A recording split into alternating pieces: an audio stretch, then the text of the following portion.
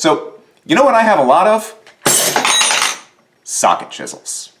I buy them for peanuts because a lot of people don't know what they are or just don't know how to replace the handles. Of course, the problem with buying a lot of these is you end up with a lot of chisels without handles just kicking around your shop.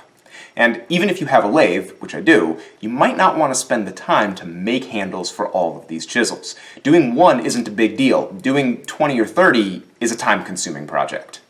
My solution to this problem is to keep a bunch of these pre-made socket chisel handles around. They're being mass-produced somewhere, probably China, and you can get them really cheaply if you find them at a flea market. They're usually $1 or $2 a piece, and they're also always being sold on eBay. Usually you can get 6 for $12, so that's $2 each plus a little shipping. It's a good deal to be able to save the time on these. The problem with buying pre-made handles for socket chisels is that they never fit. I mean, never. I've never had one of these fit. Not once. Of course, you can shape one of these by hand with a chisel or a spoke shave, and that totally works, but it's still pretty time-consuming. So instead of doing it that way, I'm going to show you a super fast, easy jig on the lathe that's going to let you fit and size these handles in a couple of minutes and get a fit that'll last for years.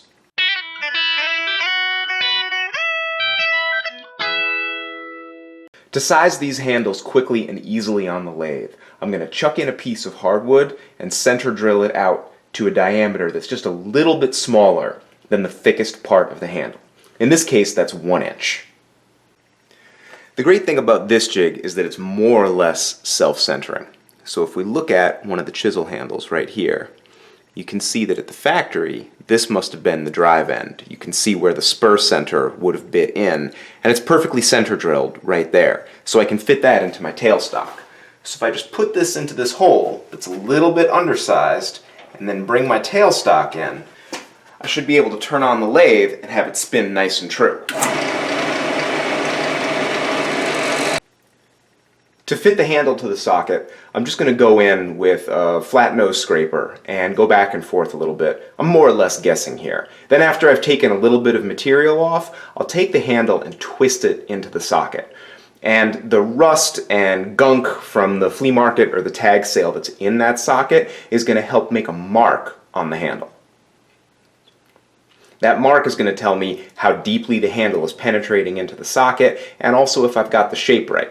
And then it's really easy to go back in either with your scraper or just with a skew chisel, which actually works great for this. Just hold it sideways and use it like a scraper and just refine that shape.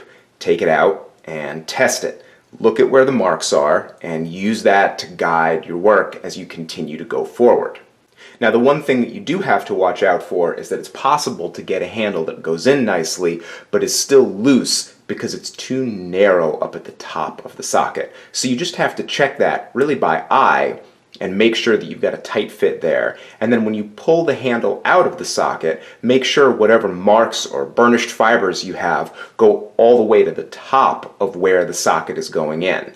So you know that the handle isn't just seating like halfway in the socket and the rest of it's loose and flopping around. You need that fit to be consistent the whole way.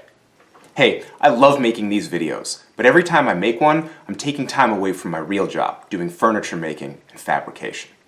You know what allows me to take time away from my work, make these videos, and still pay my mortgage? Patreon.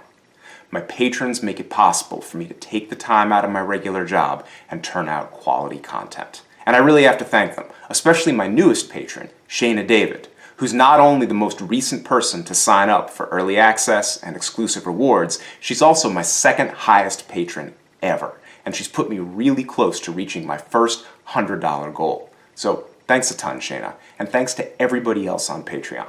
If you're interested in supporting this channel and seeing more, better videos from me, go over to patreon.com/RexKruger and check out the early access, exclusive content, and patron rewards I have to offer.